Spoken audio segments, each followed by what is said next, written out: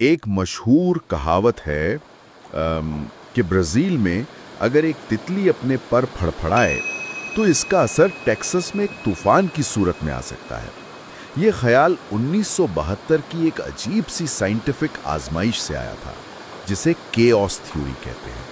मतलब एक बहुत बड़े सिस्टम में एक मामूली सी जरा सी तब्दीली भी पूरे निज़ाम का नक्शा बदल सकती है।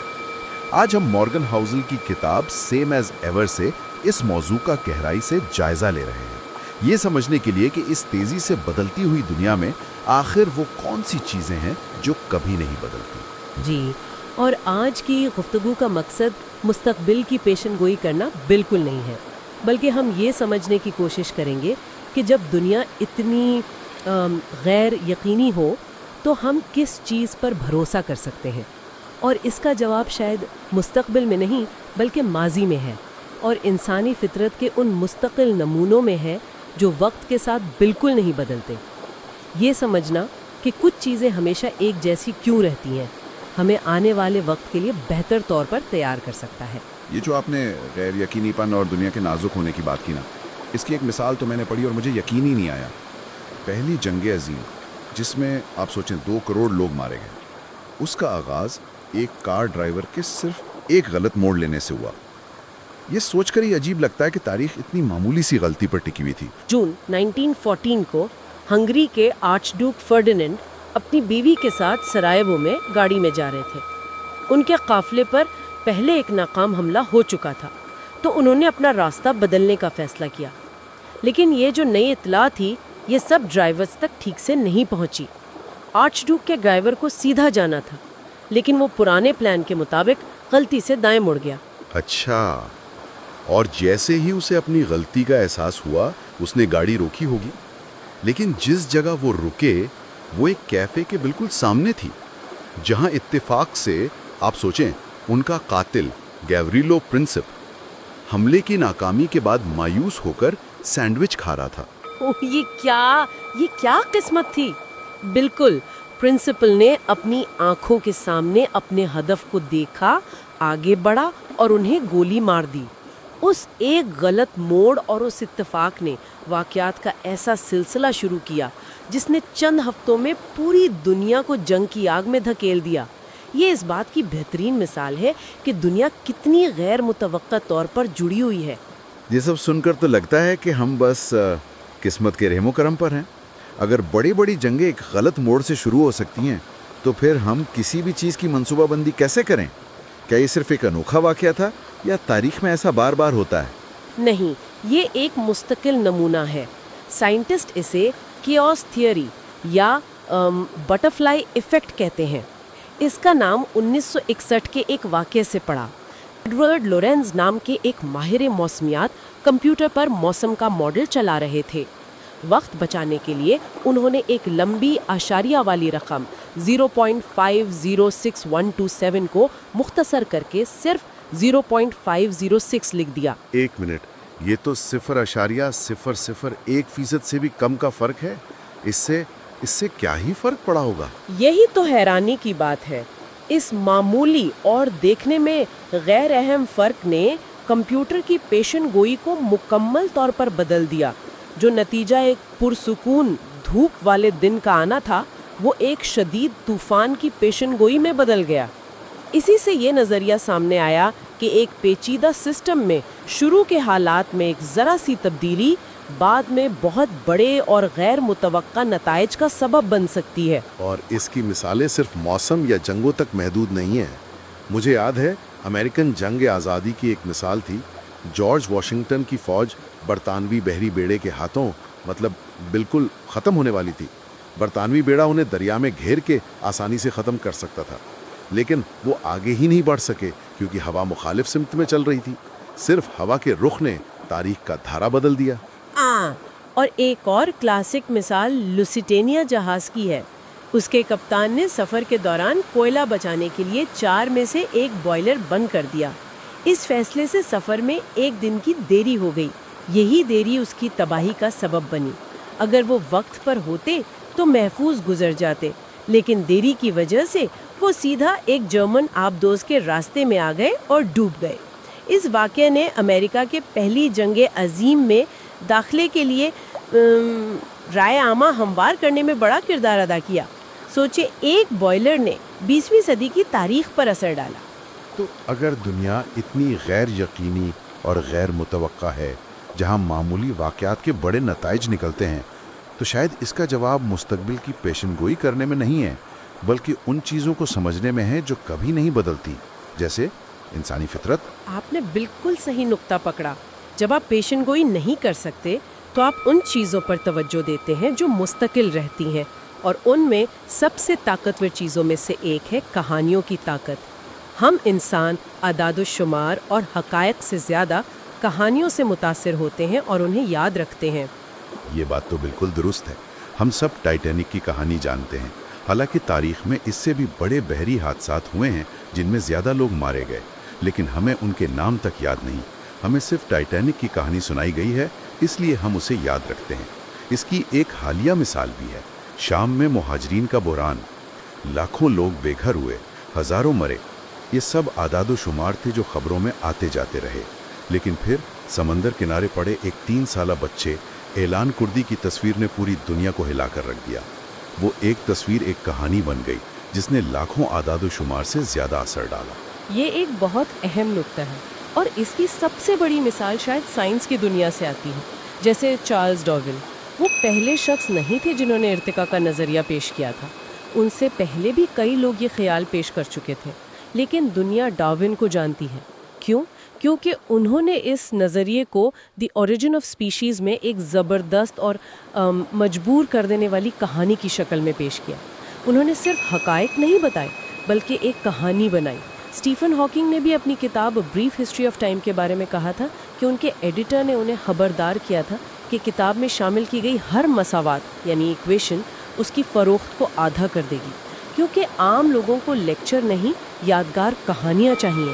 کہانیاں تو ٹھیک ہیں، لیکن وہ کون سے انسانی جذبات ہیں جن پر یہ کہانیاں اثر کرتی ہیں؟ سورسز کے مطابق ان میں سب سے طاقتور جذبہ لالچ نہیں ہے، جو مجھے سن کر بڑی حیرت ہوئی، بلکہ حسد ہے. مشہور سرمایہ کار چارلی منگر کا قول ہے کہ دنیا لالچ سے نہیں، حسد سے چلتی ہے. اور یہ ایک ایسی حقیقت ہے جو وقت کے ساتھ اور زیادہ واضح ہوتی جا رہی ہے. اگر آپ دیکھیں تو آج ایک اوسط شخص کا طرز زندگی 1950s کے امیر ترین لوگوں سے بھی بہتر ہے. ہمارے پاس بہتر صحت، ٹیکنالوجی، معلومات تک رسائی، سہولیت، سب کچھ ہے.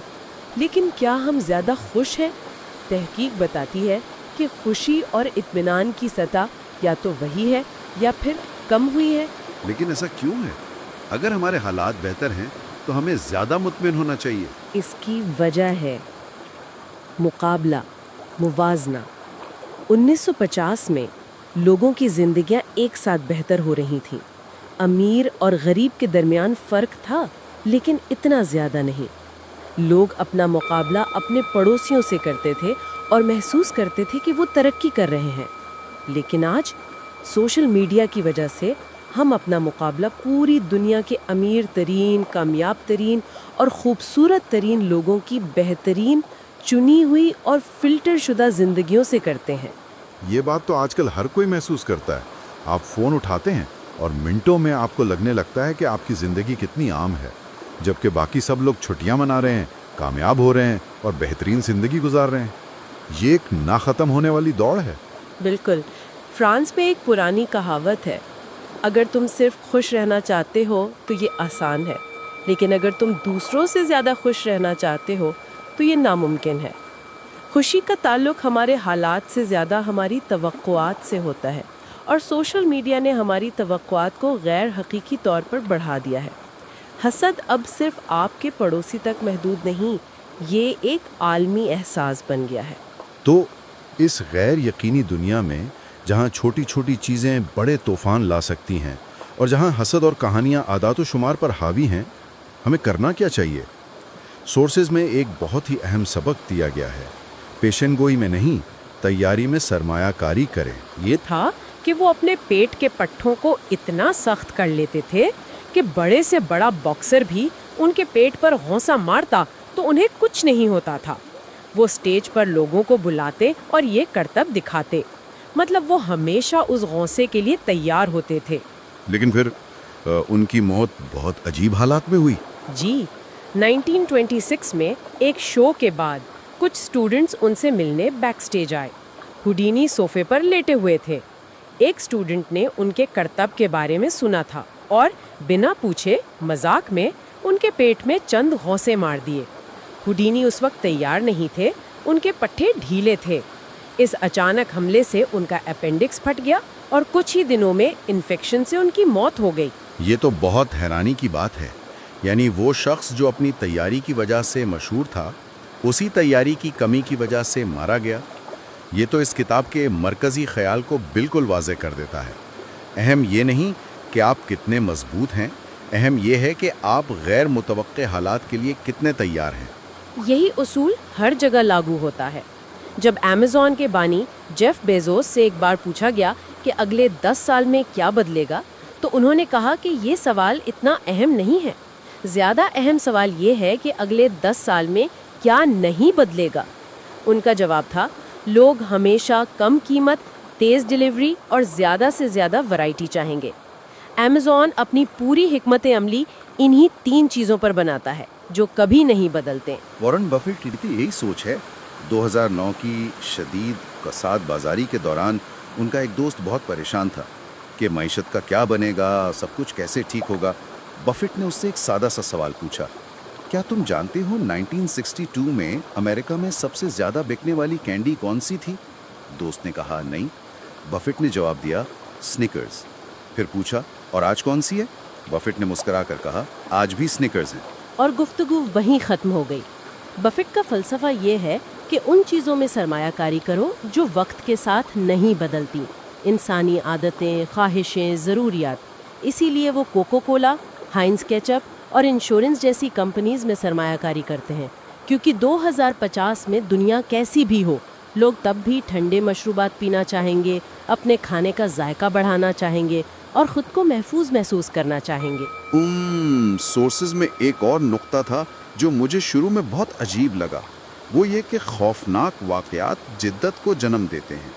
عام طور پر تو ہم سمجھتے ہیں کہ ترقی اور خوشحالی سکون کے ماحول میں ہوتی ہے، لیکن یہاں اس کے بالکل الٹ کہا گیا ہے۔ یہ ایک تلخ حقیقت ہے۔ جب انسان خوش اور پرسکون ہوتا ہے تو وہ تبدیلی کی ضرورت محسوس نہیں کرتا، لیکن جب بقا کا مسئلہ بن جائے، جب شدید دباؤ ہو، تو انسان مجبوراً کچھ نیا سوچتا اور کرتا ہے۔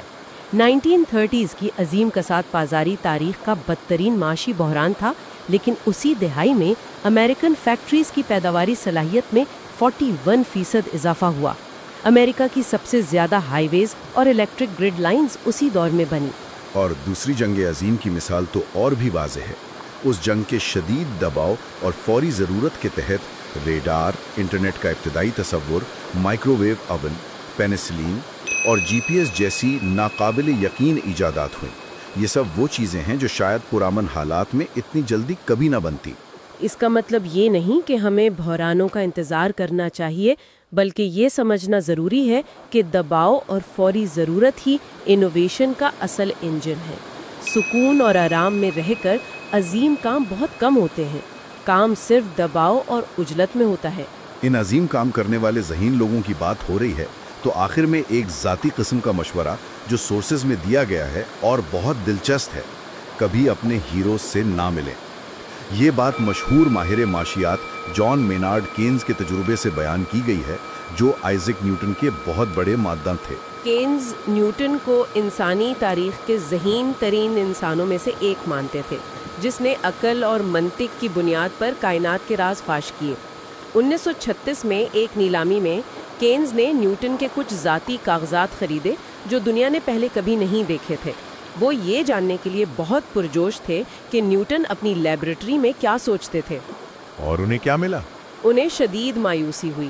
ان کاغذات سے پتہ چلا کہ نیوٹن، وہ عظیم سائنٹسٹ، اپنا زیادہ تر وقت اور ذہنی توانائی کالا جادو، کیمیا گری یعنی دھاتوں کو سونے میں بدلنے کا علم اور لافانی زندگی کی جڑی بوٹیاں تلاش کرنے جیسی چیزوں پر خرچ کرتے تھے۔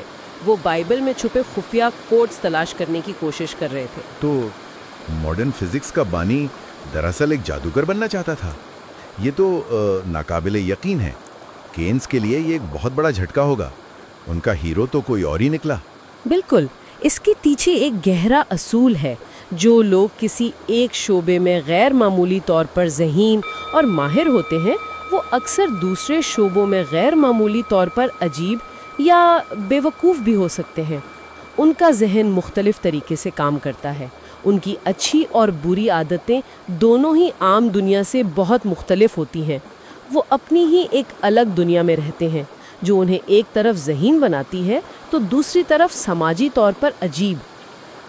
तो इसका मतलब ये हुआ कि अगर आप किसी की इज्जत हमेशा करना चाहते हैं तो उनसे एक महफूज फासला बनाए रखना बेहतर है, क्योंकि जब आप किसी के बहुत करीब जाते हैं तो आपको उनकी इंसानी खामियां और कमज़ोरियां नज़र आने लगती हैं, जो आपकी नज़र में उनकी इज्जत को कम कर सकती हैं। जी, उन्हें एक आइडियल के तौर पर दूर से सराहना शायद बेहतर है, बजाय इसके कि उनकी इंसानी कमज़ोरियों को करीब से देखकर मायूस हों। तो आज की इस पूरी गुफ्तगू का खुलासा ये है कि हम एक ऐसी नाजुक और गैर मुतवक्को दुनिया में रहते हैं जहां एक ड्राइवर का गलत मोड़ तारीख का रुख बदल सकता है। लेकिन इस अफरा तफरी के बावजूद इंसानी रवैये के कुछ उसूल लाजवाल हैं।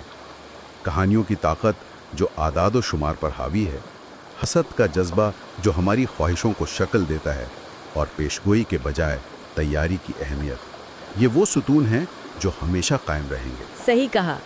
तारीख खुद को नहीं दोहराती, लेकिन इंसानी रवैये ज़रूर दोहराए जाते हैं। लोग लालच, खौफ, मौका और गैर यकीनी सूरत हाल पर आज भी वैसा ही रद्द-ए-अमल ज़ाहिर करते हैं जैसा वो 1000 साल पहले करते थे। आज के मौजू से सबसे बड़ा सबक ये मिलता है कि मुस्तक़बिल का नक्शा पेशन गोइयों में नहीं, बल्कि इंसानी फितरत की इस गहरी समझ में पोशीदा है। तो आखिरी सवाल ये नहीं है कि आगे क्या होगा, बल्कि ये है कि ये जानते हुए कि लोग किसी भी सूरत हाल पर कैसा रद्द-ए-अमल ज़ाहिर करेंगे, आने वाले वक्त के लिए बेहतर तौर पर कैसे तैयार रहा जा सकता है।